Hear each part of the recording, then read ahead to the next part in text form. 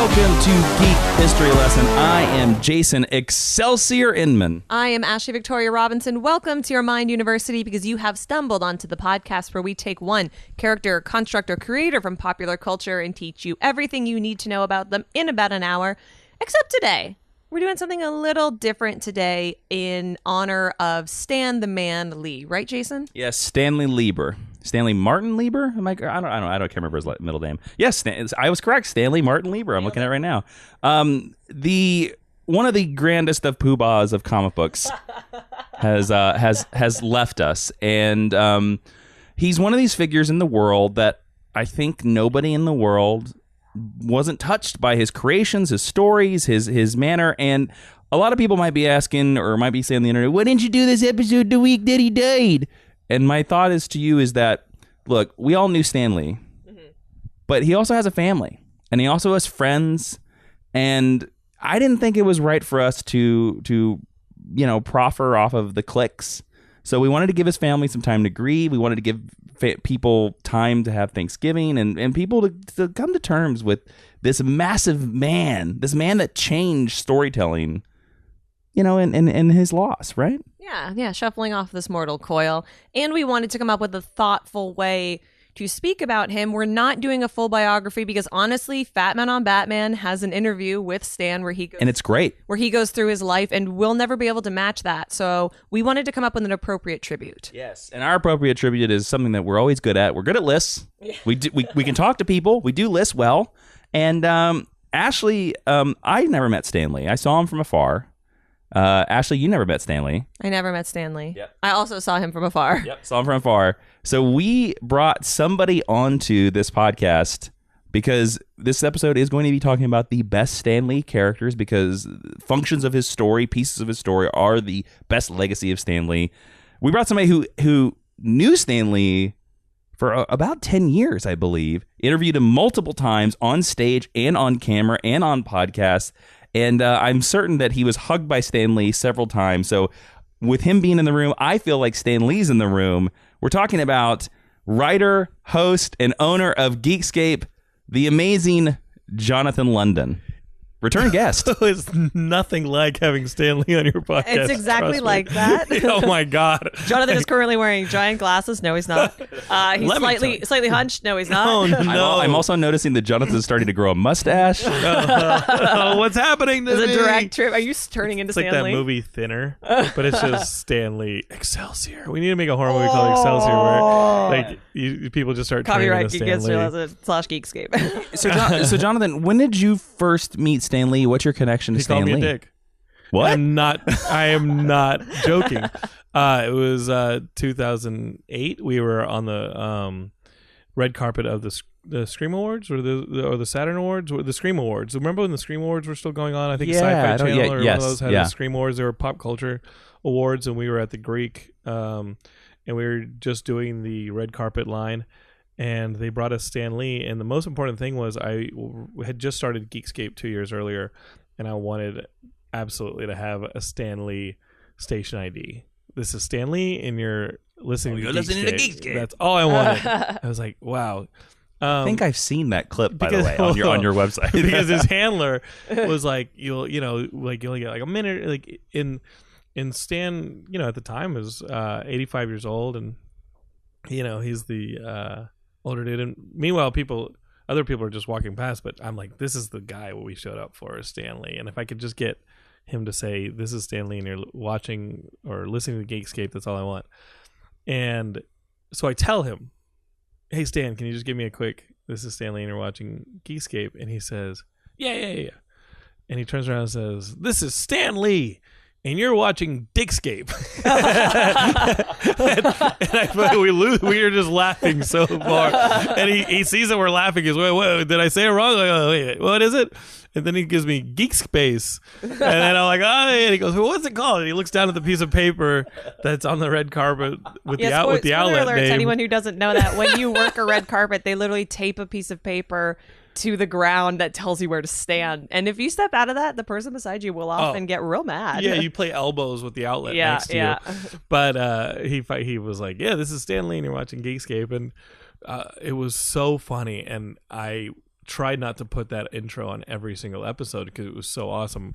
We're recording this the week before Thanksgiving, and I did put up a podcast, a Geekscape podcast, where I put up that intro, and I had a couple people who had been longtime Geekscape listeners, and they were like, dude, I actually started crying when I heard that intro, like knowing Stan was gone and like remembering the Dickscape the Dickscape connection. People were just, it was for the first couple of years of Geekscape, that was probably like one of our top moments. It was a lot of fun. So Jonathan, you've obviously encountered Stan Lee many times after that. There's a very famous clip that a lot of people have been, I've seen all over the internet now, where Stan Lee is sort of, he's sort of making fun of DC, and you kind of do a double take. What's the story behind this video? Someone please make a GIF of it and tweet it to us at GHL Podcast so that we can use it in future. The funniest thing about that day was I had just finished shooting a video with Lou Ferrigno earlier that day, The Incredible Hulk. Yeah, stars of Ang Lee's Hulk. Yeah, yeah. He plays the security guard. They were both in the same Hulk, scene, Stan Lee and Lou Ferrigno. So I just shot a video with Lou Ferrigno.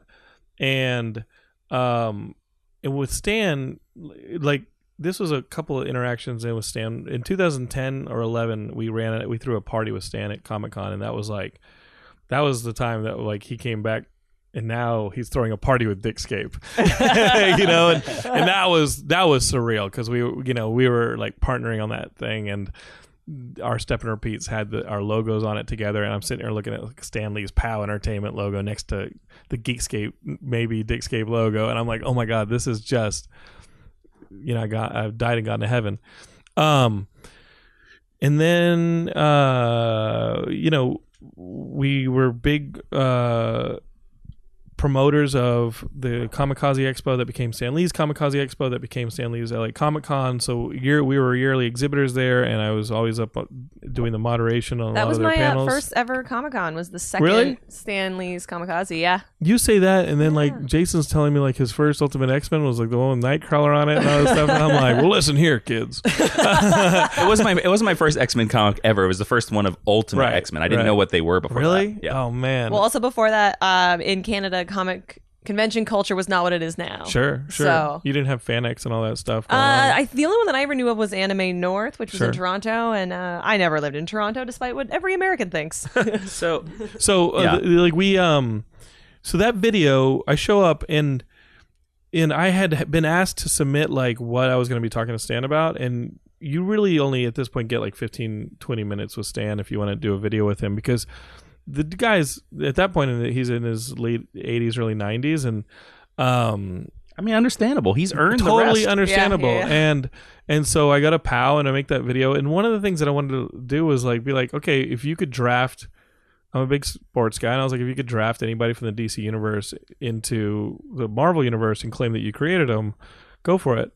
And I thought he was going to respond with a Green Lantern or something like that, because I read every single one of those comics that Stan did for DC in the late 90s. Oh, yes, the Just Imagine If Stan Lee Created the DC Universe 12-issue. I did, too. I read every single issue, and I don't know if your listeners remember that run, but there were 12 issues in the late 90s that DC had Stan write for them and co-write. Yes, and I think that if I remember right, the rules were Stan just got the name. So he would take the name of Superman, and then it was like create a brand new character just based off of Superman. And he did it for basically all the main characters most of the Justice League and a few of the villains. We'll find pictures and put them on the Twitter. And I remember reading every single one of them because Stan was my hero growing up. Like, it was a big deal. It was a big total deal big deal that Stan Lee was going to write for DC. And it made the front page of all the papers, not just the Wizard magazines and like the comic publications. It was in the newspapers. And so I was like, okay, I was a fan of that stuff. I think those things are fun. What if I do a version of that? Which character would you love to create? And Stan's reaction was none of them. It was something like, yeah, none of them. And I was like, oh damn, like Stan's stepping up and really like putting a line in the sand and being like, hey, there's nothing better than Marvel. And you know what? I'm a big Marvel guy. I've always been a Marvel guy, and I dip in DC regularly, but Marvel's my brand. And here, Stan, I agree with you, man. Make mine Marvel. Hello, super friends. I have to interrupt the podcast real quick to pay some bills and talk about our sponsor, Skillshare.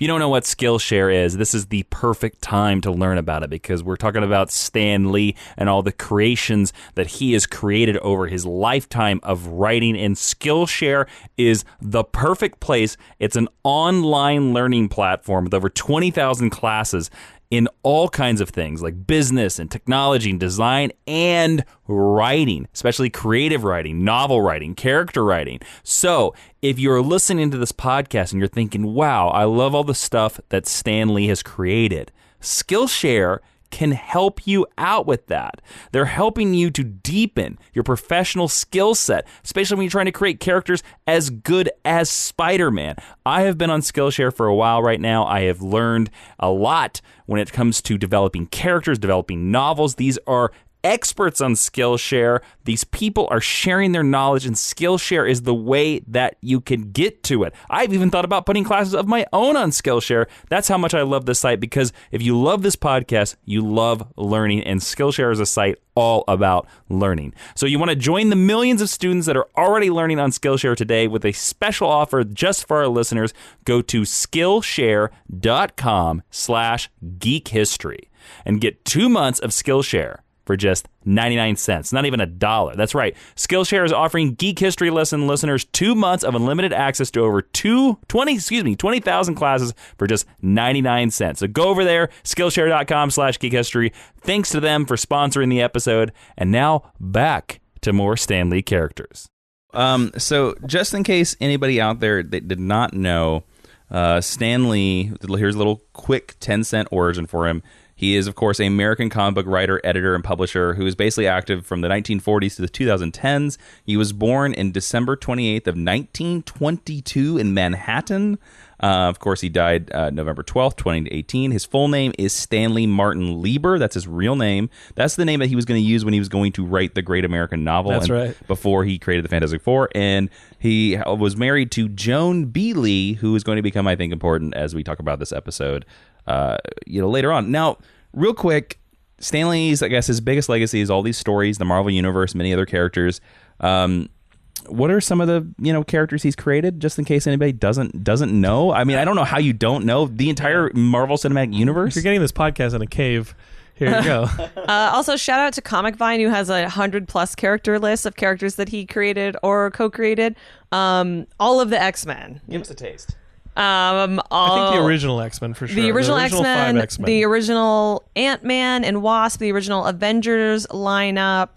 Batroc the Leaper. There you go. The Black Panther, Black Widow, Black Knight.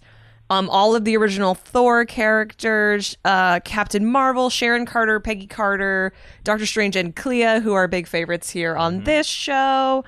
I'm trying to Daredevil and all of his, Doctor Doom, Dr. Faustus, The Fantastic Four. All of the Fantastic Four and their supporting characters, Falcon.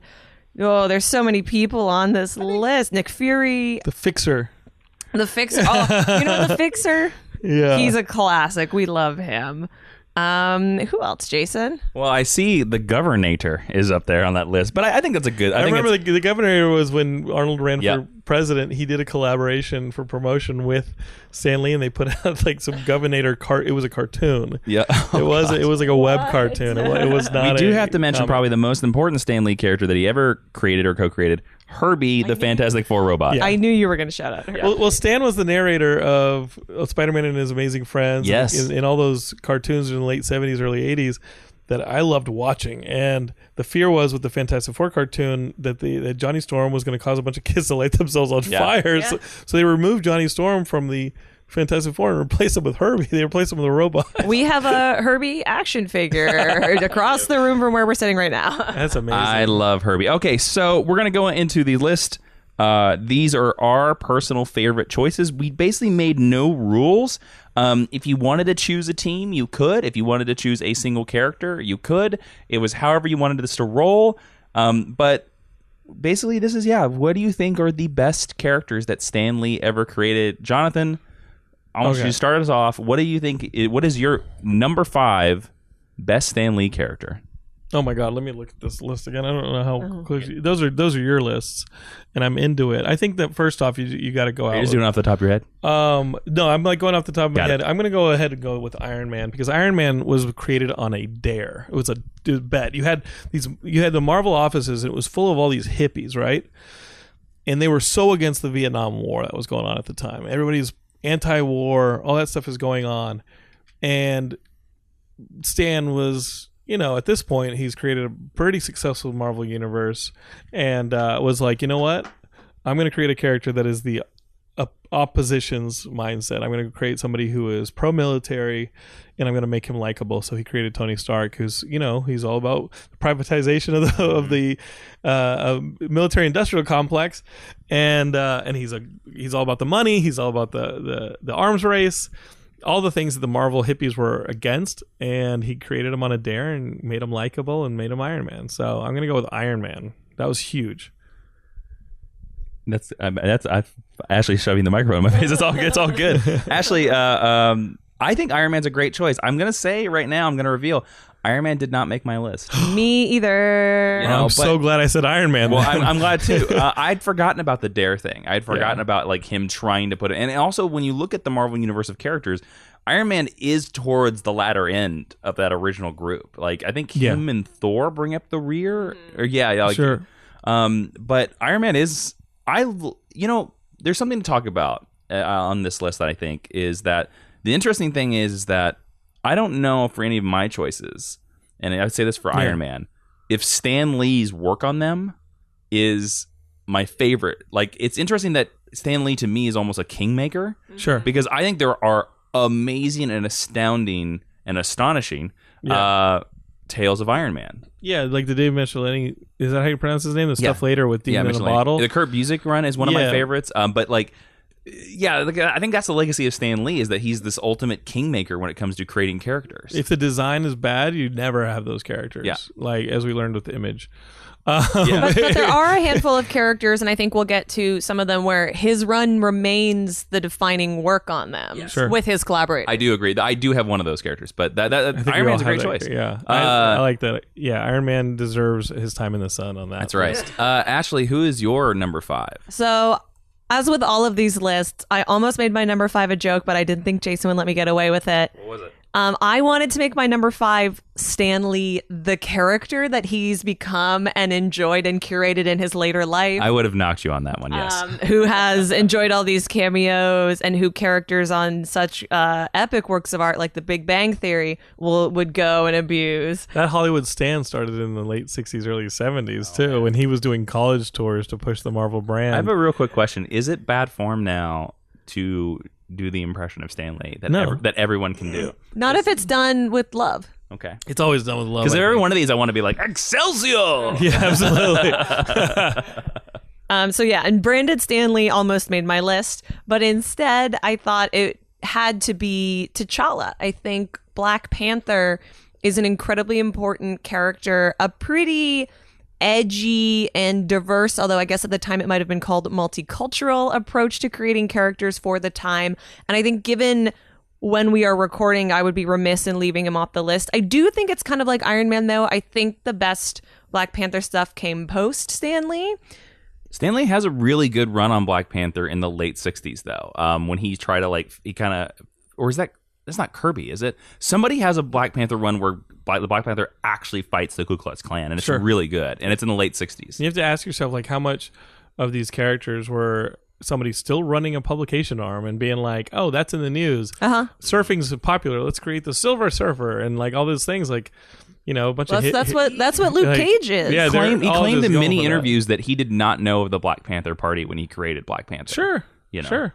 But he definitely knew that the civil rights movement was going on. It was going on outside his window. Yeah. I just meant that I think when I think of sort of the definitive Black Panther, like Christopher Priest comes to mind. 100%. Yes, 100%. That Christopher Priest run is the one. I think Ta-Nehisi Coates is going to enjoy a great legacy because he informed so much of the movies. But T'Challa as an African king, as a diplomat, as a superhero, as an African character who's not quote unquote urban, was pretty revolutionary because we do see with a character like Luke Cage, who comes much later, an African-American character who plays on more of those stereotypes. And I think to have such a powerful Black hero in his universe was a really incredible creation. And then the fact that that movie made such an impact speaks to the strength of what groundwork he laid down there. Mm-hmm. I'm going to chime in on this because Black Panther is my number 4. Okay, sorry. No, it's all good. Sorry to but steal your thunder. No, it's fine. But I wanted to bring that up because like I put him. I agree with you. Like it's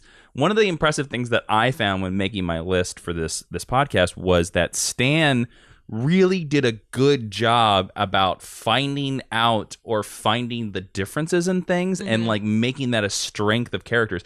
Like yeah, in the middle of the civil rights movement, to create this African king who comes from the most advanced nation in the world. And the fact that that still feels like a modern, forward-thinking ideal. Yeah. In fact, Black Panther, a Fantastic Four character, by the way. Listeners of our podcast know that I say the Fantastic Four has created the modern Marvel universe, true. and we've all forgotten it. But That's Black why Panther... they're high on my list of these top 5. Yeah. So... it's interesting that in that first issue, even Reed Richards in that first issue of Black Panther is like blown away by Wakanda, and he thinks he's racist. Well, a little. Well, I mean, he was a World War II soldier, so possibly. I mean, he fought in World War II, so. But that's like the strength of Stan. Like when you put that out on paper, like when you say like in the 1960s, we're going to create a Black king superhero. I bet you in the 1960s, everybody was like, you're crazy. Who's smarter than everyone else. Yeah, who's one of the smartest men in the universe and the most powerful men in the universe. And I guarantee you any other publishing, like if Stanley if Stanley had pitched that idea before he created all his other characters. And he might have to DC, I bet you they said no. Because I think Black Lightning after Black Panther? Oh, yeah, he's like 74 or 75, yeah. Because Bumblebee beats Storm. Yes. So I was just curious. That's all. I think Black Panther.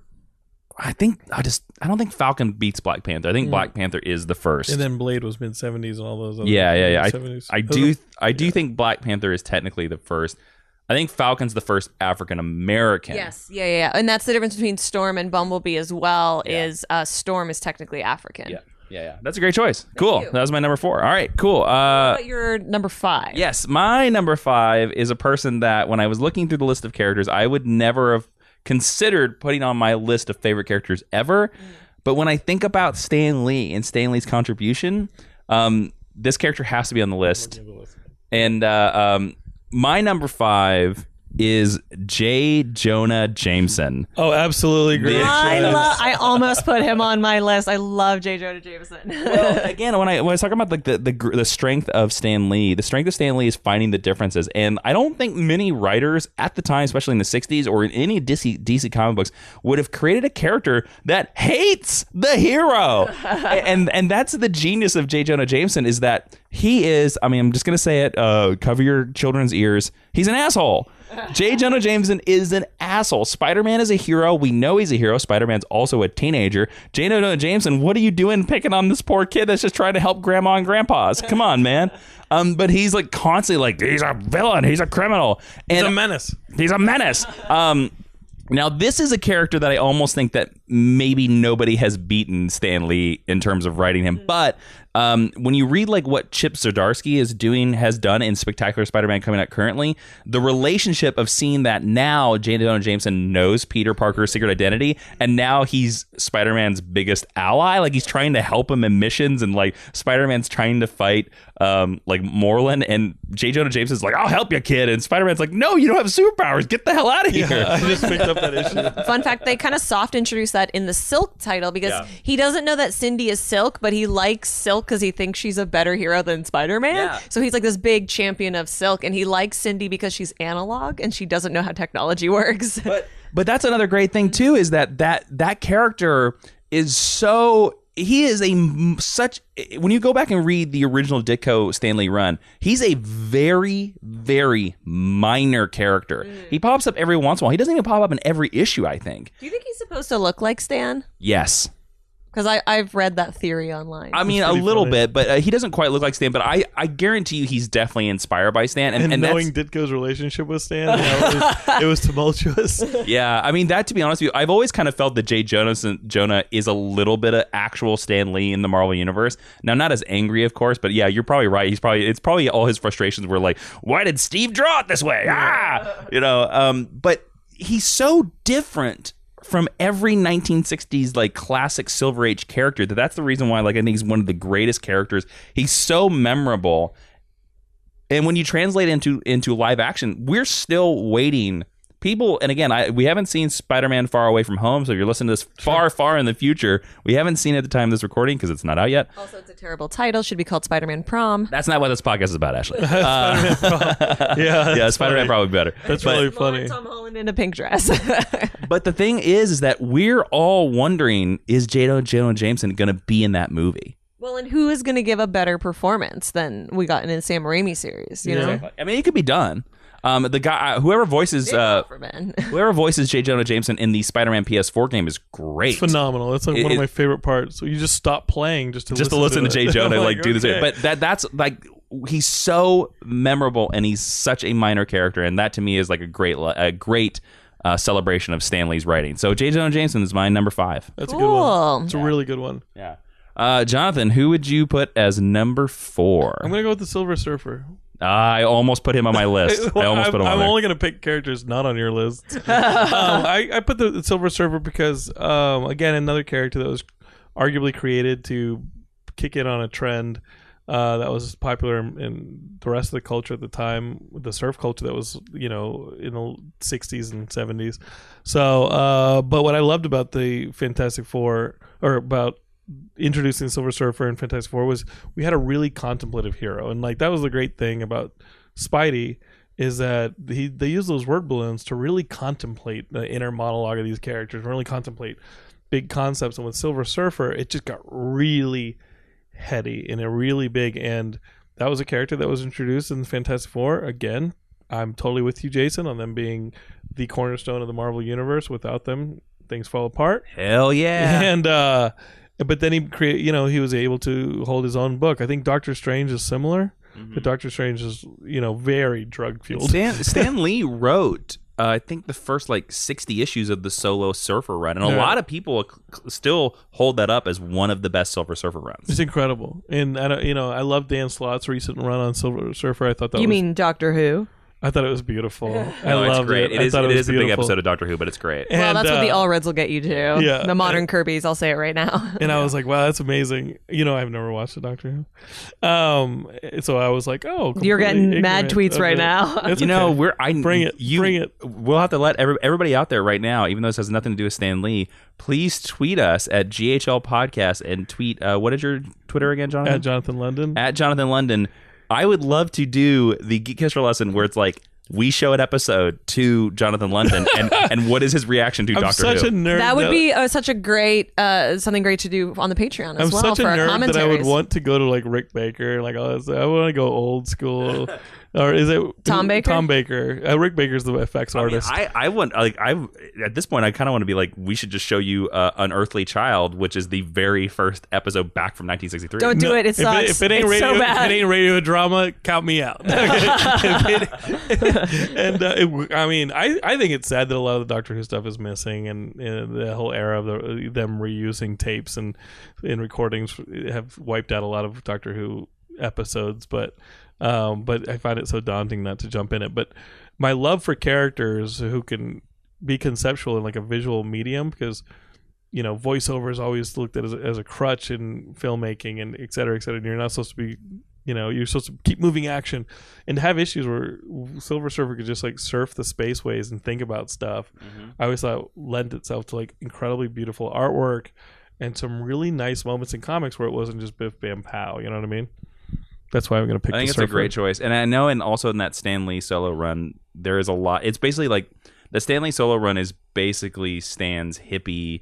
You can tell it's sort of his more liberal kind of leanings, and he's just filling them out in comic book form. Did you guys go to that Kirby exhibit that was at CSUN a few years ago? Yes, it was amazing. And just seeing all the artwork that accompanied the Silver Surfer and the Fantastic Four stuff, that Kirby was making, it was just so heady and weird and crazy. By the way, everybody, we're referencing there is a college in Northridge called CSUN, and they a couple years ago had this amazing. They blew up all these art panels from Jack Kirby's work and Jack Kirby's original art, and it was astounding. It was amazing to see Jack Kirby stuff in real life, and I think it's a great place to move to Ashley's number 4. Correct? Yeah, the first lady of the list. This is a character that I scream about often on this podcast, and I think the Marvel Cinematic Universe does real dirty. Janet Van Dyne, the original Wasp, who named the Avengers. We have a full episode on her from when the original Ant-Man movie came out, Yep. so go and listen to that. But Janet, for me, when you push aside Sue Storm, is maybe the most impactful female character that we had in the early Marvel Universe. And the fact that she is allowed to hold her own with Ant-Man. She actually has better powers than Ant-Man. She's a founding member of the Avengers. She's the only diverse person there. And not only is she incredibly capable, but she's also allowed to be classically feminine in a way that, even for the time period, is not detracting. Is a balance that people still struggle to find with female characters now. She's led the Avengers. Now that's in a post-Stanley world. I was going to say, I think she's the first woman to lead the Avengers, too, because I think she does it before Black Widow. Mm-hmm. And she survived all that time in the quantum realm. Remember in the comics when she did that? Yeah. They found her living on like a blade of grass in Central Park. They've dumped her in the quantum realm several times. And she becomes like Mad Max in the quantum realm, and she's like running things. She's a character that everyone kind of does real dirty to. You're correct. Remember Mark Millar on the Ultimates? Oh, yeah. Yeah, that Ooh. was violent. That was really that's hard the reason to read. I'm convinced that is the reason why people hate Hank Pym. Is the scene where he's spraying her with bug spray. It was, and I'm going to call it right now, Ant-Man, not making no one's list. like that Ultimate run, like those. If you guys could get a hold of those Ultimate issues, and they're collected now, but I remember when, like, I'd just gone to college, and I was picking up like all of the Marvel Knights stuff, and then I was picking up all the Ultimate stuff, and I didn't know anything about Mark Millar at the time, but holy crap, that sequence where Hank is just kicking the crap out of her is so hard to read. It's so hard to get through, and then when Cap finds out about it, it's like, holy shit, how's Cap gonna beat the crap out of a guy who's the size of a skyscraper? Skyscraper, yeah. And I'm like, I gotta see this, and it was fucking awesome. I had all those single issues, yeah.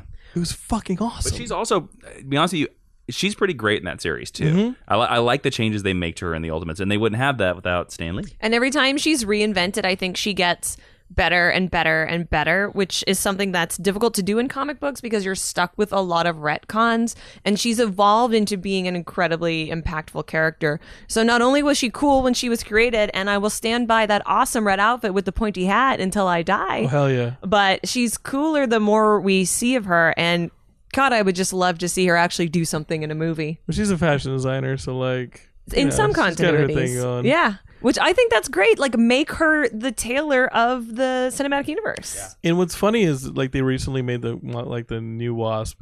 There's 2 new Wasps, so they only invented for the show, and then Right. Nadia is the new Wasp in the current comic book continuity. I was always fascinated by Maria, who was Hank's first wife, and I was like, they never addressed that Hank had a wife before Janet.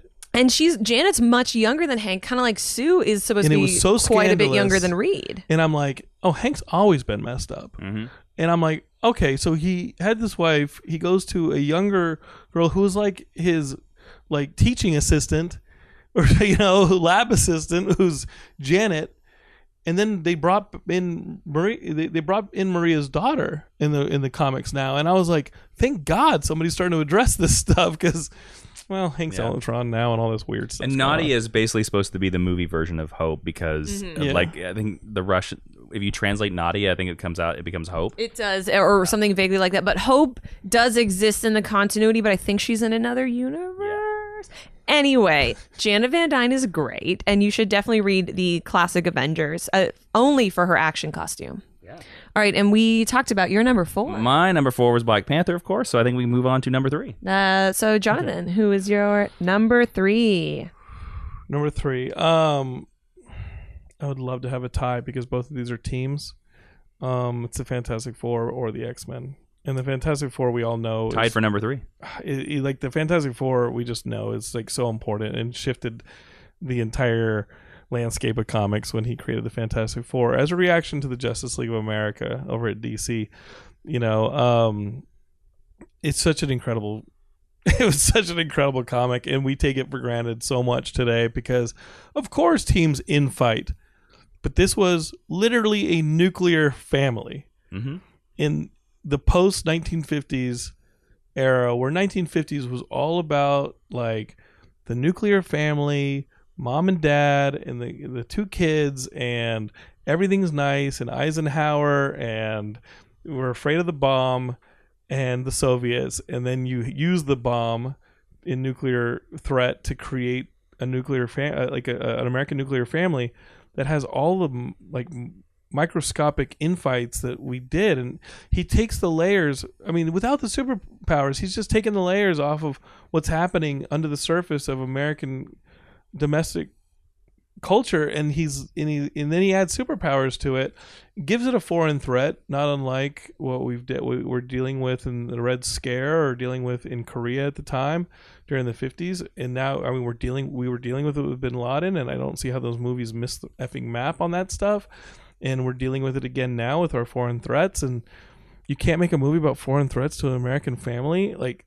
And if they don't get a Fantastic Four right, well, yeah, I was like, that's why we have not a good Fantastic Four movie This yet. is insanity to me that like we went through all of Bin Laden, and they did not just make Doom a foreign sovereign like dictator. I've always incredible. I've always wondered that too. Like because a lot of people, and you're correct, you nailed it, that they basically made the Red Scare in a green cape through Doctor Doom. Yeah, and the idea is that the fact that modern Marvel Comics have kind of just left him as this king in a Croatian-like country doesn't really translate anymore. The fact that, like, if you made Doom the head of Al-Qaeda... Sure, like, which is what he was. Holy cow, that would be scary. And he was American educated. Mm-hmm. He went to school, and he has this burning desire to, like, make America pay for what he's doing in the country. I mean, it's incredible to me that the movies have failed on that level. And then...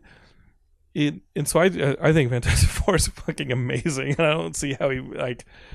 It's just so awesome that he had the wherewithal to take that kind of risk and make that comic.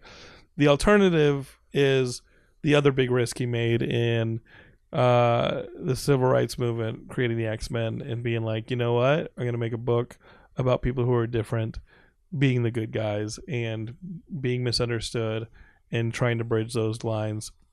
Those differences. So I think the X-Men are like another one to just be awestruck by. And obviously later on, when you have like the Claremont and Byrne stuff and the creation of the all new X-Men, we really get into it. I mean, X-Men was a comic that was canceled after 66 or so issues. Mm-hmm. Like that's just a fact. It wasn't the hit that the Fantastic Four was, but it's still an incredible creation, and it was amazing. Once it found its legs in the international cast, it was working. Well, and also think about the crazy thing that, whether he did it intentionally or not, he made the Marvel Comics universe version of Martin Luther King and Malcolm X. And he's denied it, but come on. Grow. He did it. Come on, I mean, grow man. up. I'd love to jump in on this because my number 3 is Scott Summers. Woo! Yeah, I like Scott. Join in. So all of my favorite X characters are actually created by like Len Wein and Chris Claremont, but I think of the original cast of the X characters, specifically the kids, Scott is my favorite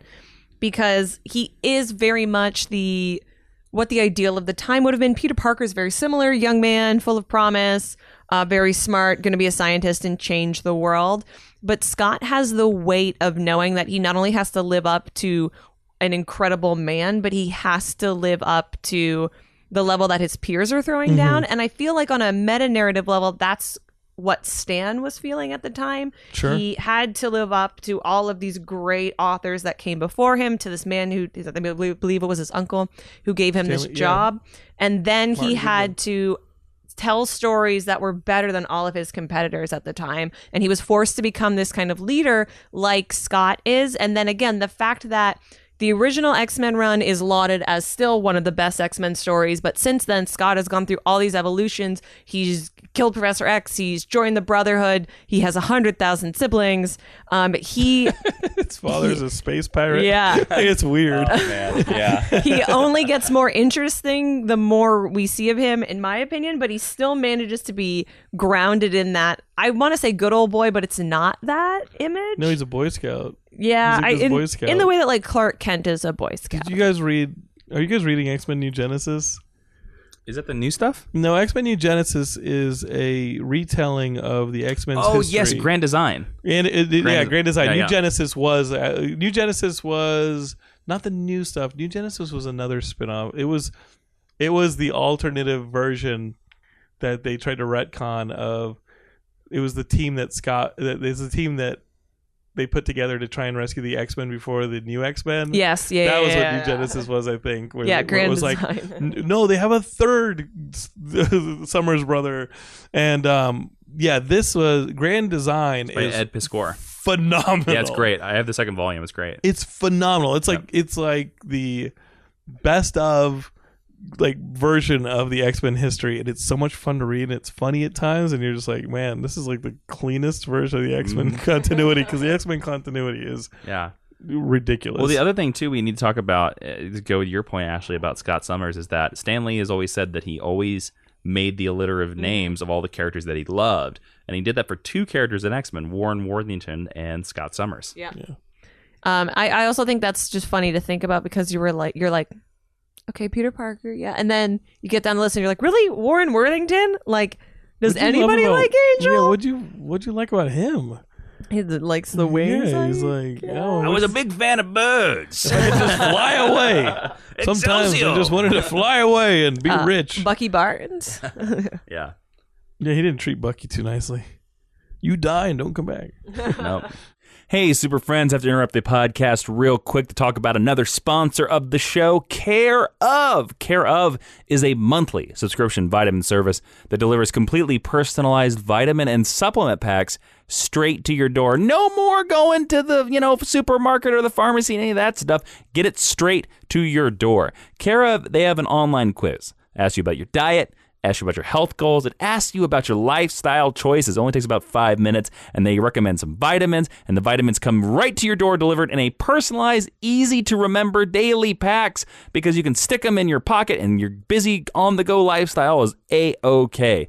Also, they also send along some nutrient-packed quick stick powders that can use to be added to your monthly delivery for extra easy boosts. I have some that are about sleep. I have some about stress. They're really great. They taste great. They're very easy to use. So, if you want 25% off your first month of personalized Care Of vitamins, visit takecareof.com and enter Geek History. Remember, go to takecareof.com and enter Geek History to get some awesome vitamins. Care Of. Did you get it? You get it? Huh? It's pretty funny. I think it's great. Thank you to Care Of for sponsoring the episode. And now back to the main lesson. Now we're ready for my number 3. What's your number 3? Well, my number 3 is a guy who doesn't have two things, and those are called eyes. I'm talking about Daredevil.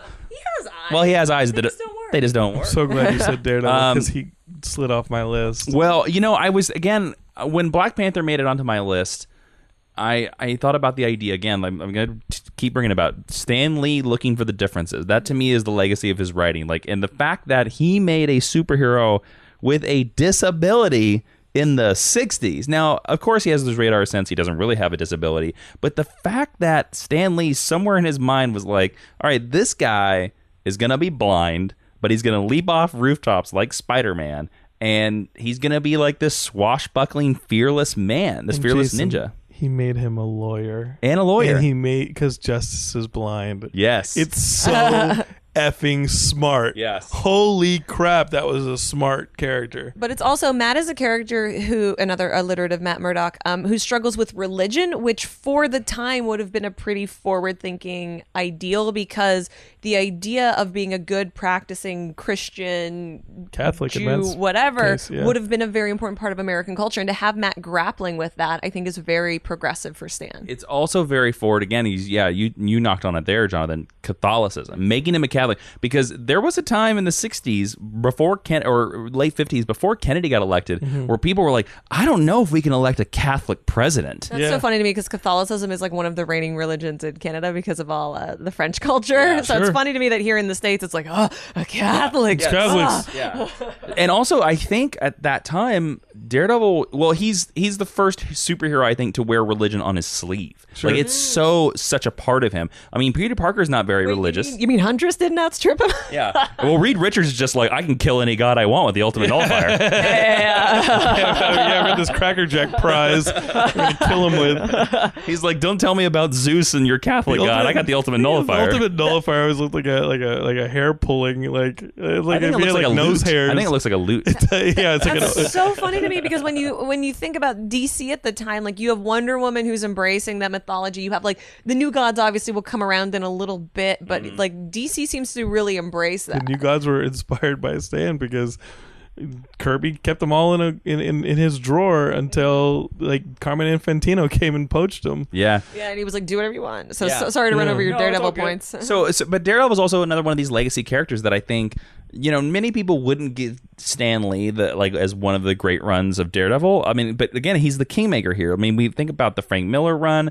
Think about you have the Carl Kessel run. You have the Brian Michael Bendis run. The Ed Brubaker run. The Mark Waid run. The Charles Soule run. There have been 2 issues of Daredevil that have won Eisners, and one is a Brian Michael Bendis, and one is the Mark Waid. Yeah. So it's a very celebrated character. But I go back to it again because the idea of making your hero, Justice is blind, like that's so revolutionary, and also it makes him so unique because again, Daredevil comes up towards the end of these characters, this big Marvel wave. So the fact that he was like, I need to make it unique, let's make him blind, that's a terrible Stan Lee. Sorry. But how do we make it smart? And we'll give him red hair; it'll be fine. Yeah, and we'll give him a yellow and red costume. Imagine like making a character and it's like, of course he's a lawyer, of course he works in the justice system, of course.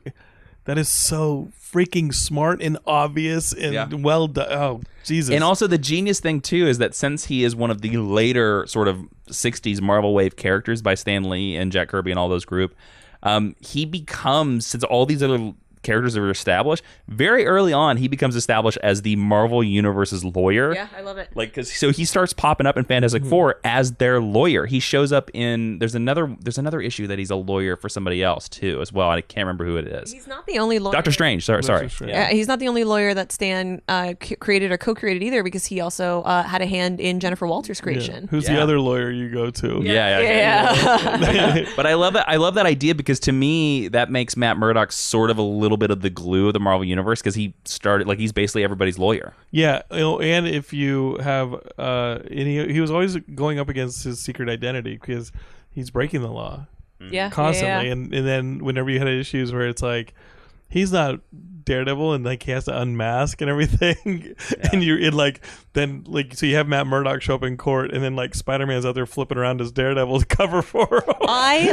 We talked about this in our Daredevil episode. Jerks breaking the law. I love the amount of people who have pretended to be Daredevil at one point or to another. protect him. It's a lot. Because it's Imagine Iron Jennifer Fist, Walters Iron Fist going during through that. Civil War, right? It's Iron Fist during Civil War. Yeah. Imagine Jennifer Walters going through that and being like, "No, I'm not the Incredible fit in Hulk." his costume. And then you who's she gonna find to dress as a giant green woman to start breaking stuff? Like, if anybody ever was like, "Wait, are you also the Incredible Hulk?" or She-Hulk, and she'd be like, "No, it's not me." Like, who does she hire? She just gets that Kat Von D makeup for covering her- up tattoos. Yeah, and she puts it all over. She puts her cousin in drag and is like, "Hey, Bruce, go break some stuff." She talks to Morph from the X-Men and says, "Hey, come over here." Yeah, that's a good, or Mystique. So yeah, Daredevil is my number 3. Daredevil definitely had to be on this list for me. I'm also a big Daredevil guy. Red's my boy. That's awesome. He barely, My boy Red. He barely got knocked off my list, but I was pretty confident he was going to be on your list. 100%. Yeah. All right, Jonathan, we're down to top 2. We were talking about She-Hulk, so I'm going into the Incredible Hulk. The number 2 is your Incredible Hulk. Absolutely. Yeah, all Like right. Bruce Banner and the monster. Incredible Hulk, and the Everyone's dichotomy favorite of it. hero when you're 5 years old. Oh, it's the For best. at least a minute, yeah. It is the best. I had an Incredible Hulk. I had one of those Mego Incredible Hulk toys, and that was my toy. Like at least through middle school was that. He's so angry in that Mego version. Like he's grimaced and okay. So was I. What what were you so mad about when you was 12? Oh my God, my parents' divorce. I swear to God. I'm sorry. It got real. It all works. It all works. And my parents' divorce was, I didn't understand it, and obviously we're growing up on Bill Bixby's Incredible Hulk TV show, and it's like, and that was like my favorite show on TV. And I remember Simon Pegg came to do Geekscape and saw the collected full series of the Incredible Hulk DVDs on my shelf and was like, that was also my favorite show as a kid. Because I don't know, the modernization of a Dr. Jekyll and Mr. Hyde idea, like every time you think about that concept, like it is like, I don't know, you think differently about people having this dichotomy inside of all of us, right? This ability to love but also to hate, and at times being unable to control those things or the circumstances that bring them about. And I felt completely powerless watching my family split up like that, like my dad and this and that. And I remember my dad giving me The Hobbit, and like That's a good dad. I think he did it to empower me. I was 30. No, I was 10 or 11 or 12. You're like, how do I read this? There's no pictures. Son, this is a tip. This is a book. Get the hell out of my house. I'm going to need you to get out of the basement. Dig your own hobbit hole, Jonathan. But there was a summer where we were driving to my mother's from Guadalajara, and we'd drive from Austin to Guadalajara and spend the summers there. And one summer, my father, I mean, it was the summer he probably, that we'd gone through the divorce, and he gave me The Hobbit, and I just remember like how empowering that story was. But we got in a car accident on the way back. Ooh. And I needed him to bring me the Hulk, and we got in a car accident somewhere in northern Mexico, and I was in the hospital, and my dad drove overnight from Austin. And he brought me my Incredible Hulk, and it was like the most important thing. And the arm fell off because the like the rubber bands or whatever keep it together just like fell apart. But I remember like having like that was a character that epitomized that inability to control the things around you, that also triggered you to feel things that weren't always pleasant. You know what I mean? And I think that we all go through that stuff, and I think that character dealt with it in a million different ways and did it all well. And then in the TV show, I was lucky enough to meet Kenneth Johnson, who's still alive. He's one of your neighbors, actually. He lives around this neighborhood. And Kenneth Johnson was the showrunner on Incredible Hulk. And he's great. He created V, and he created like Alien Nation and all these great things. So of course he's going to be on Geekscape. He's a legendary TV producer. Yeah. He's awesome. He was a producer on the first X-Men movie with Bryan Singer, and he also directed Steel with Shaquille O'Neal. The less said about that, the better. They can't all. You know what? You miss every shot you don't take. And so he got paid. Good for him. So he has some amazing Incredible Hulk stories.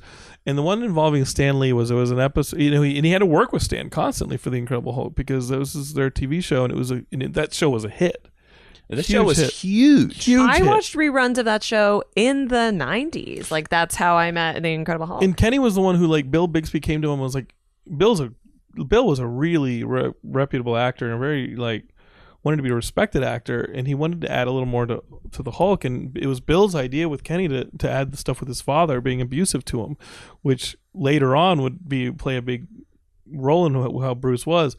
And Kenny's got a great story about blowing up Bruce. It was David Banner in the TV show because the alliterations went away, but about blowing up the lab. They built that lab on Universal Studios, the exterior, and it was so realistic. Somebody came and tried to deliver mail to it. And then when they came to blow it up for the end of the pilot, the big finale was the lab blows up and it creates the Hulk. It was a two-parter. And the end of the first night was the lab blows up. And there were 3 or so cameras pointed at this thing. And the guy was like, hey, man, when I light this, there's no going back. Like, this is gasoline. And when I light these fuses, this is going to blow. They were going to blow up this building and point it. It was no miniature.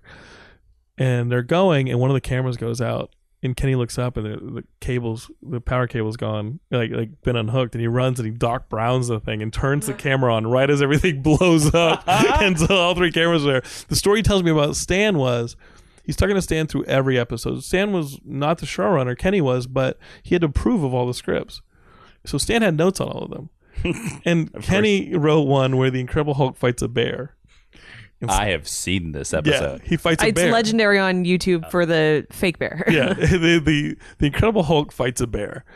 Stan, though, wanted to make it a robotic bear.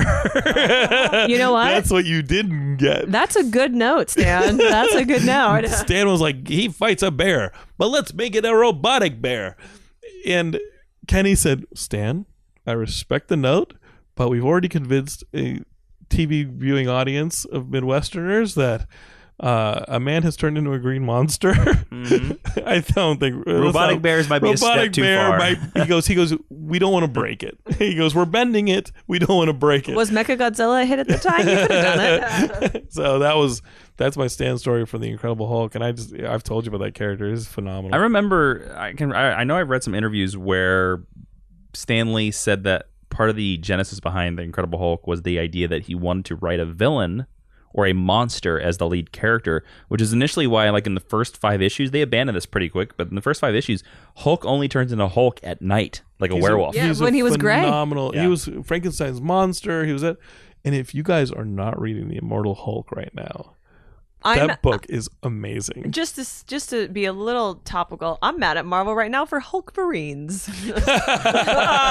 Oh, fair point. All right. But listeners, if you can go and pick up the issues of The Immortal Hulk, they've gone back to the original. That's a great Puck, right? Yeah. It's Al Ewing, I think. Yeah, Al Ewing. And they've gone back and gone to the Hulk comes out at night, Banner's during the day, and you can't kill them. Made it a horror comic. And it is a straight up horror comic where Banner is going around with the Hulk and using his powers to reabsorb all these gamma creations that have, and he's trying to cure people of their gamma radiation.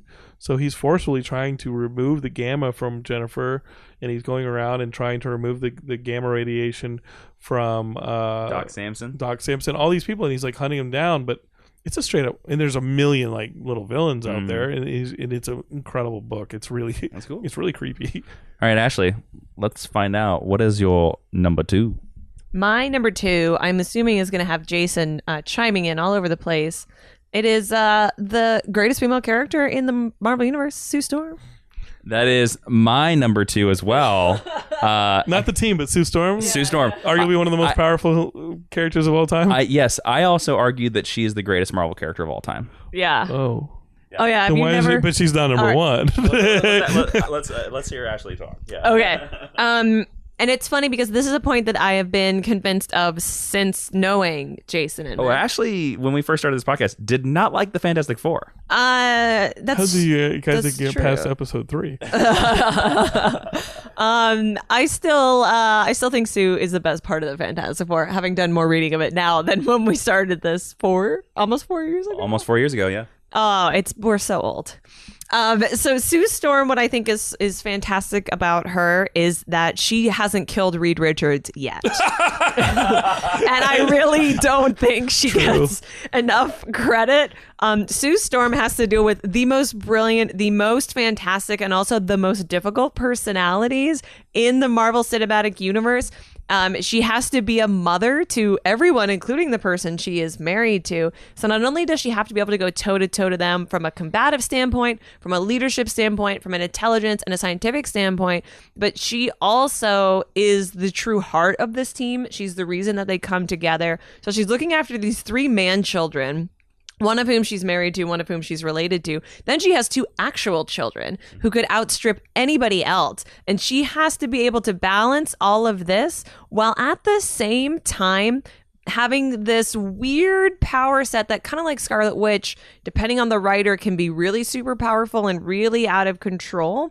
But I think has managed to be told in a more I'm glad that she's not as out of control as Scarlet Witch or Jean Grey. Like, they like to give women these sort of ambiguous power sets. Well, when you think about it, like when Stan Lee made it, he kind of, to be honest with you, and for everything he gives pluses to this character, he gave this woman I'm going to blend into the background powers. And it took until John Byrne. Yeah. And John Byrne was like, no, she's the most powerful member of this team. And when you shut your air off, yeah, dude. She can give you a she can give you a stroke. And she can do it without you ever seeing her coming. Right.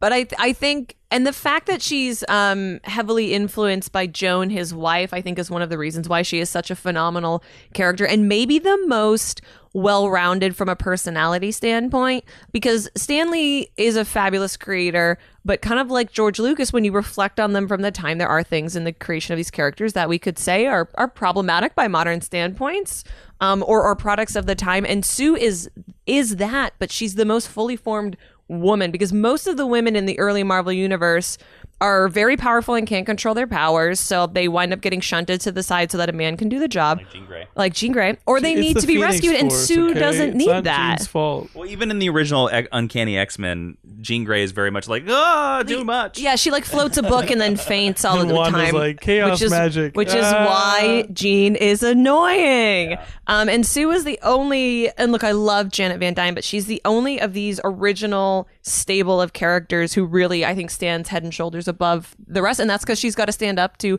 Doctor Doom and Reed and constantly being kidnapped and mansplained. Who's a bigger mansplainer than Reed Richards? I agree with you. Like, for all those reasons you said, she's amazing. And the fact of the matter is, Sue Storm has always been my favorite Marvel character, because again, I love the idea, and he's said this in many interviews, Stan Lee wrote Sue based off of Joan. She is Joan. That's awesome. So when you go, when you put that perspective in, and you go back and read that first 100 issues that he wrote, you know, because again, he wrote Marvel Method. So like Jack Kirby just drew all the things, and then he went back with word balloons. You have to think that there are scenes in those 100 issues where we're hearing Joan Lee, or we're hearing how Stan thinks his wife talks. And when there's some lines in there that she must have actually said to him. Yeah. And there's some points where she is the classic ingenue of the times, where she's like, I can't figure it out. And that again is the time that these comic book stories were written by. But there's also several times where she stands up to Reed, and there's several times where she figures out solutions to Reed, or when she tells Dr. Doom to shove it.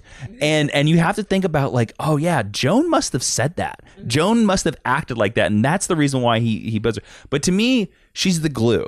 And also, she's the glue of the Marvel Universe. Because you're right. She's dealing with all these crazy men. She's dealing with Spider-Man. She's dealing with Dragon Man. She's dealing with all these... She's dealing with Namor. Oh, my God. Marriage advances. Yeah. He kidnaps her and creates a movie studio. Well, think about... Yeah, he does. He does. Think about Namor as the ultimate representation of machismo. Totally. And she rebuffs it. And she goes for the smarter man. And yeah, when you think about... That team would have broken up in issue 2 if it wasn't for Sue Storm. Johnny would have lit his fist on fire and hit Reed in the face. Yeah. But again, those characters, like the Fantastic Four, the design of those characters is the woman who is invisible, the man who is overextending himself, the hothead, and the broken rock. Yeah. Holy shit. Yeah. How fucking smart is that? Those are Daredevil level designs that are fucking so smart. Yeah, it's legit. But and Stan Lee's run is still lauded as the best Fantastic Four run. Those 100. It is. Prove me wrong. It is. Don't at me. Don't at me. Prove me wrong. It's like Jason was saying when we were talking about Black Panther, there are so many other fabulous characters too that come out of those first 100 issues. Silver Surfer, Galactus, Doctor Doom, the list goes on. Inhumans, the list goes on and on and on. Those 100 issues are the most electrifying of issues of the Marvel Universe. And that's the reason why Sue Storm, to me, is such a big part of it. And the fact of the matter is that, like, I don't know, she's just so... Without her, the Marvel Universe doesn't work. Sure. And again, and I think a lot of it is like, again, I have tried to figure out why, and the only reason why is I can be like, he must have just loved Sue Storm as much as he loved Joan, and that's the reason why when Joan passed a couple of years ago, I was like, oh man, it's like Sue Storm died. Like Sue Storm just passed away. Which is wild to me that haven't got it right in a movie yet. Yeah. But Sue Storm, I totally agree with you. That's my second favorite Marvel Universe character. All right, here we are. Or, sorry, Stan Lee character, not Marvel Universe character. Sorry for interrupting Geek History Lesson listeners. Dr. Strange here, one of Stan Lee's greatest creations. I am here to ask you, do you wake up with aches, easily distracted, forgetting things? A quality night's sleep makes all the difference. The right mattress is the difference between resting and just laying down, my friends. And the Lisa mattress, my favorite mattress, the mattress preferred by the Dark Dimension, is the product of 30 years of experience and hundreds of hours of rigorous product testing. They are loved by more than 300,000 happy sleepers, and the Lisa mattress is backed by more than 12,000 five-star reviews. So right now, you can get Lisa's best offer, $150 off the Lisa mattress and a free pillow at Lisa, LEESA.com/geekhistory and enter promo code geekhistory at checkout. That's LEESA.com/geekhistory and the promo code geekhistory. Dream well, my friends. Don't let the dark magic invade your mind. Sleep well with Lisa. And now, back to the show. Now, Jonathan, let's kick it off. Guys, come now, on. I think Come on. we've joked about this off the air. I think we all have the same number one. And I also on. think, when I was thinking about this list, I was like, is there anybody else you can pick? Yeah. There Four was- I was Bushmen. like, there's a. Come on. I thought there was like a 50-50 that you were gonna make it Doctor Doom. Stiltman. Stiltman. I mean, Dr. Doom is the fantastic. Like that include him in the Fantastic let's be Four. honest here. We all knew that number one was going to be Toad, right? Toad I from the said X-Men. Four Bushman. Jonathan, who's your number one? Oh, come on. It's your friendly neighborhood Spider-Man. Yep. F yeah, it is. It's Peter Parker. Yep, has to be. number Of one. course it is. And look, I'll lay a lot of that at Ditko's feet as well. Sure. But You have when to. you think about the Marvel Universe, he's the number one character who transcends. Guys, when you think about comic books, it's Superman and it's Spider-Man. It's Superman, Batman, and Spider-Man. well, Batman are is, the holy Batman's the trinity. best villain in comics, but we've talked about this. Yeah. But Spider-Man is just heads and tails above everything. And also, in many interviews, Stan Lee was asked, who is your favorite character you've ever created? Now, he kind of said, like, I can't pick my favorite children. But there are been several interviews where he basically came out and said, Spider-Man. Absolutely. And also, Peter Parker is Barack Obama's favorite comic book character. That's right. So that's an endorsement that I can definitely get behind. If he created Sue Storm to be Joan, if he created, these other characters to be himself, Peter's the one that he created to be the reader. Mm-hmm. And like that is, Peter's your best friend growing up because he's you. And the whole idea, again, about these amazing designs of his body changing and taking on responsibility, and everybody goes into adulthood having to take on these changing bodies and these responsibilities that come on the other end of them. And I went through puberty a long time ago. I'm still waiting for my spider sense. Oh man, I'm still waiting for any sense. every time I get a spider bite, I am hoping that somehow something is going to happen. Instead, you get sickness. Yeah, instead I just get some I swelling. woke up with one on my stomach and it never materialized, and I was like, all I got was a weird thing that looked Boil? like it looked like a zit on my stomach. But the other thing you have to think about here is that the greatest legacy, I think, of Peter Parker is the idea, and I've joked about this on the podcast before, is that Stan Lee was creating this character. He's doing all these other things. At this time, he had made the Fantastic Four. He made these other people, and they're all Richie Riches. And most superheroes at this time were Richie Riches. Yeah. And they had all this money. Even Superman, all these people, even Green Lantern. Peter Parker's greatest enemy, his greatest villain, is poverty. Yeah. And He does not have the resources to cover all the bases that he needs to cover. And a lot of his original issues by Stan Lee are all about, I don't have money for stuff. I also think, fascinatingly enough, a lot of the side characters that you meet attached to Peter Parker here have gone on to enjoy their own legacy as heroes. J. Jonah Jameson. The Punisher. Like Gwen Stacy, like Right. Mary Jane, everyone in the Spider-Man universe, everyone who's Peter Parker adjacent as well, turns out to be a fabulous, well-formed, dynamic character. And I think also, regardless of what you think of the breadth of movies that have been made, I think like the X-Men, it's interesting that we have so many Spider-Man movies that have been made. People are always going back to that well, and we've actually seen it done well. There are good There's Spider-Man movies. six of them now. Unlike the Fantastic Seven if you Four, count we've seen some Into the great Spider-Verse. ones. Is that how math works? There's 3 Sam Raimis. There's 2 Amazings. There's 1 Homecoming. That's 6. 7 makes Into the Spider-Verse. Yeah, there you go. Which I'm really looking forward to. Oh, yeah. Do you count Venom? No, Do you count that as a movie? I don't count that as anything. I will not acknowledge its existence. Guys, it's hard for me. I'll be honest. It's hard for me to count the two Amazing Spider-Mans as Spider-Man movies. I agree with you on that. I too. think that those are Sony looking at the Dark Knight Dark Knight box offices and being like, we got a character. I'm going to say like this. that. I like Emma Stone's Gwen Stacy. I do too, but Peter is young Bruce Wayne, and it doesn't work. He's a sociopathic loner who has anger issues. I love a good 35-year-old Peter Parker playing 16. Guys, I love those first two Raimi movies. I cried they're great. Eyes out. They're great. Uncle Ben. They're still the best Spider-Man movies. Come fight me. I will fight with you, my friend. Well, and there's a reason why, the days stand past. We saw more people sharing with great power comes great responsibility than anything else, because it's true. And as somebody who had the responsibility of creating universes, I think that's an important stamp that he put on this character. I also like the idea that, so Roy Thomas shared online that he got to see Stan Lee a couple days before his death. He took a picture, and because Roy Thomas has for years been the ghostwriter of the Spider-Man newspaper strip. Yeah. And what a cool job. But it still says by Stan Lee, which I think is so great that Roy Thomas does that. And he's like, it's Stan Lee's thing. Also, it was a pen name to begin with. Yes. But apparently one of the last things that Stan Lee said to Roy Thomas was, take care of my boy, Roy.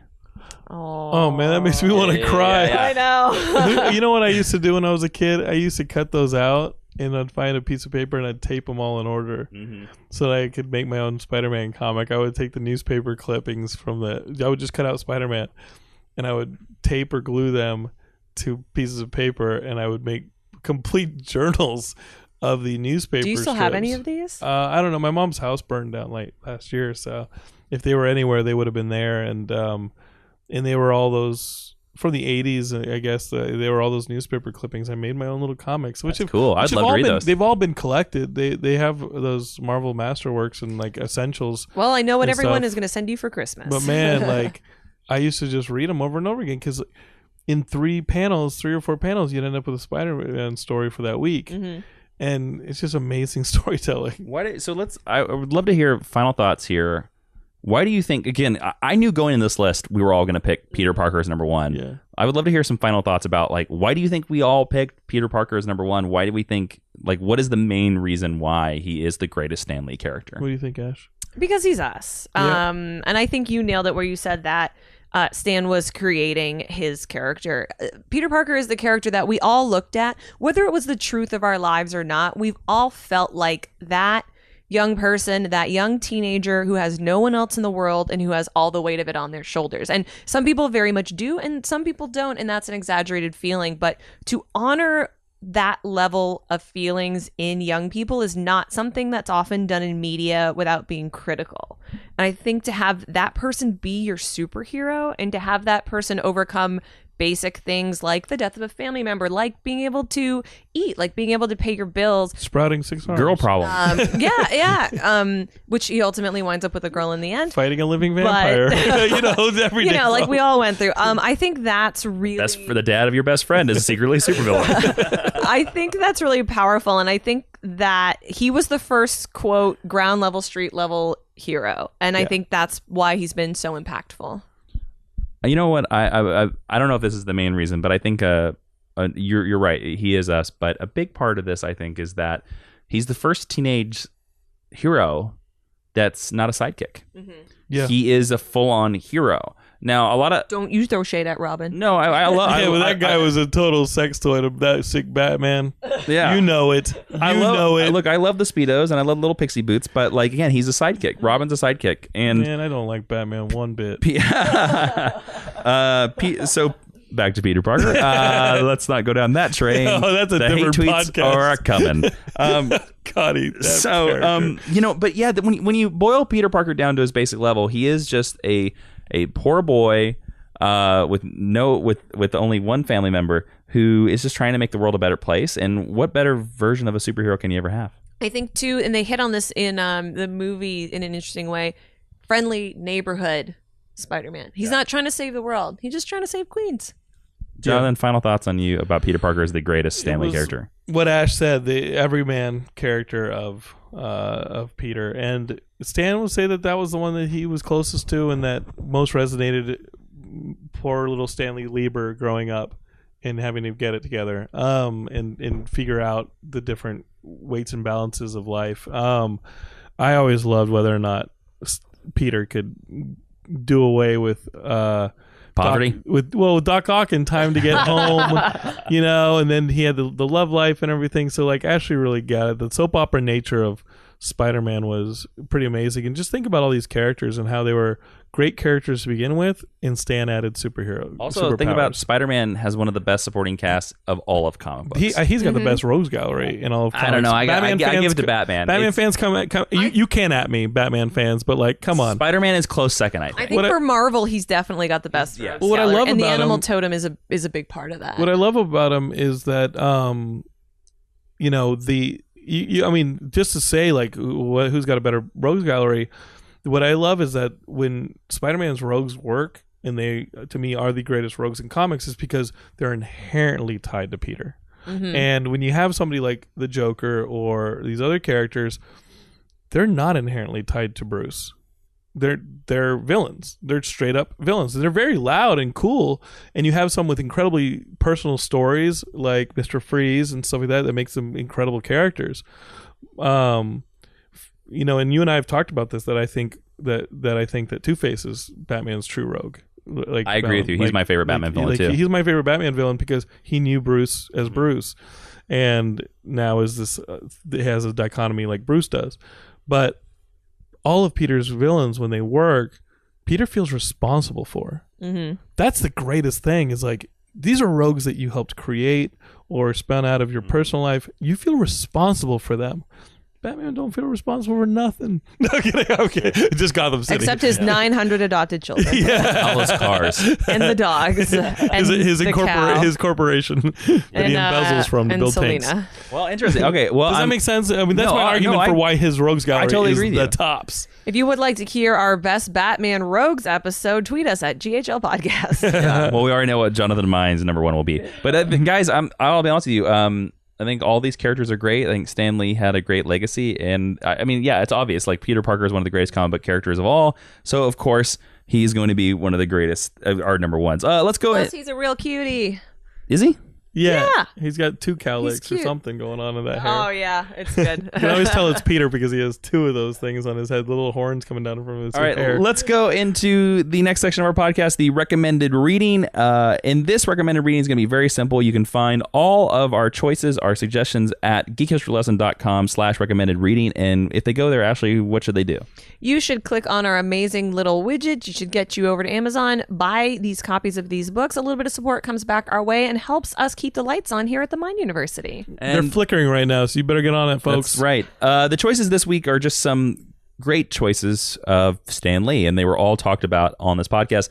First one is Amazing Spider-Man Masterworks Volume 1. This is, of course, some of the very early issues of Amazing Spider-Man written by Stan Lee, drawn by Steve Ditko. The second choice is Marvel Masterworks The Fantastic Four Volume 1. This is must read. This is a must read. If you're a comic fan, if you have never read the early Fantastic Four, you are wrong. Go read it. The next one is the X-Men Masterworks Volume 1, because again, we all love X-Men, and X-Men is a great creation of Stan Lee, and these are some of the early issues. These are basically all the early issues of these great Stan Lee creations. So go over there, geekhistorylesson.com/recommended reading, and read them. Now we're going to move into the honor roll, which is where if you go to Apple Podcasts or iTunes and you leave us a 5-star review, not only do you help the podcast, but we're going to read your message on the air so you could insult us on Apple Podcasts or iTunes reviews, and we're going to read it on the podcast. Ashley, who welcomes themselves into the honor roll this week? Well, we have two beautiful people joining us who did not write insults. First is Solarazzo, who gave us 5 stars and said, "Hope restored. When I was a teen, I was really into comics, and then I couldn't follow many of the stories." I feel that. Thanks to you guys in getting me into comics again. So hope is restored with an exclamation point. And they are also joined by T_Green_15, who says, "Jason and Ashley will stop at nothing to prepare you for any cocktail party. I'm always looking forward to new episodes. Each episode was so good from the start that I go back and listen to the old episodes in order to make my mind-numbing weekend chores bearable. This podcast encouraged me to go out and buy my own comic books rather than listening to recaps on YouTube." Yes. Their enthusiasm for the comic book industry is truly contagious. I've learned so much from this podcast that I could hold my own at any obscure superhero cocktail party. So Solarazzo and T_Green_15, welcome to the Teacher's Lounge. Jason, what do they have available to them in there? Well, Mrs. Grabowski, she brought in a fruit salad this week. What does she teach again? She teaches advanced particle physics. Wow. Yes. She's a big Fantastic Four fan. T Green goes to cocktail parties, does not need any of that stuff. So stay away from Mrs. Grabowski's fruit salad. That is for the teacher's party later today. He's going to a cocktail party. I want to know where these superhero cocktail parties are that T Green's going to.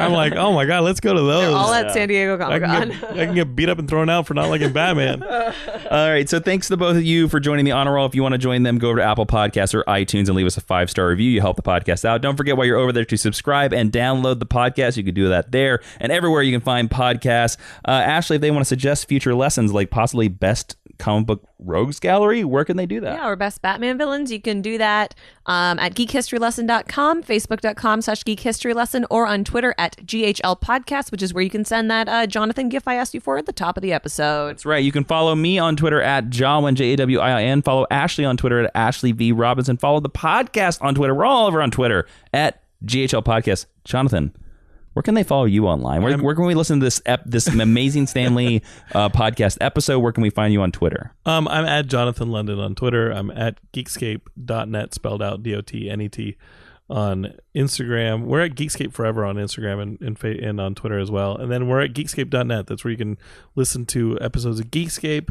You can find Geekscape on all the podcatchers that you've got. And we have other shows. We have a video game show called Geekscape Games. We've got a horror show called Horror Movie Night. And Matthew Kelly was on this podcast. Yeah, we have a ton of different podcasts that I don't even keep track of anymore because it's like, we have a network now. Jonathan's just going to hand that to Matt Kelly and I'll be over here writing my bad scripts. But specifically, go track down the Geekscape podcast episode where Jonathan talks about his memories of Stan Lee. Did you listen to that? I've listened to the first half hour. So I get like really...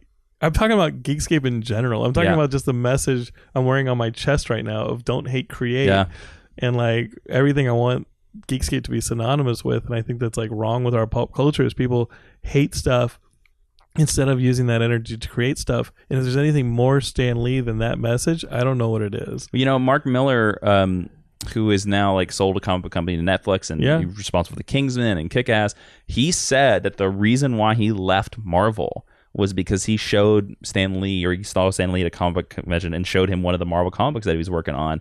And Stan Lee said something like, "That's great, kid. Now go create your own. Those are mine." Mm-hmm. And so Mark Miller said he took that as like, oh, I'm going to create original characters from here on out. Yeah. I'm going to be like Stan Lee. I think everybody listening to this should, not that you shouldn't listen to Ashley and Jason's opinions and all this, but Ashley and Jason and I are creators, and Stan gave us a foundation where we felt like we could do those things, and he was my hero. Like, that's it. I've had a pretty rough week. I had a dream that he was my dad. Like, I've had like I went to visit his star Hollywood to walk. Like, Stan was my guy, and you know, you read my story about the last time I saw Stan, and like I was in a tough patch, and he made me feel included, and so he was my guy, and I think he's allowed us to be storytellers and inspired us to do those things. So I think everyone listening to this, if you got a story inside of you, you should stop what you're doing at the end of this podcast and write it down and share it, or record it on a podcast. Record it, make it, sing it, whatever you want to do, because this world needs those things. And who knows, maybe we'll be making a podcast about you one day. That is a great, and that's funny. That was going to be our hashtag stick around. What is Stan Lee's legacy? But I can think of no better legacy than that. And also, we're gonna keep Jonathan in his prison, his podcast prison here. We're gonna talk to him on our Patreon at Geekish Lesson Extra, patreon.com/Jawiin. We're gonna talk through some of the Stan Lee movie cameos and which one is our favorite. In podcast prison, do we only let him read Batman comics? Yes. Oh, you know what? I'm down. I like I like some Batman stories. And to defend Batman, I posited that too. I don't think he needs any defending. Well, MC Chris, do you guys know he's a nerdcore rapper? MC Chris is one of the top nerdcore rappers, and he was on my show, and he loves Batman. He does the music for Kevin Smith's podcasts, and And I posited this whole question of like justifying Batman, and he said, "You know what? When Batman's a fucking detective, those stories are incredible. When he's Sherlock Holmes, when he's Sherlock Holmes in a cape, he's the best." You know, and I was like, okay, those stories I can definitely appreciate. So throw me your favorite detective Batman stories, and I will get all up on that. There you go. So thank you so much to Jonathan London for joining us about the Stan Lee talk. This has been Geek History Lesson. I am Jason Excelsior Inman. I am Ashley Victoria Robinson, and Professor Lee, will you please dismiss the class? Stay friendly, true believers. Excelsior!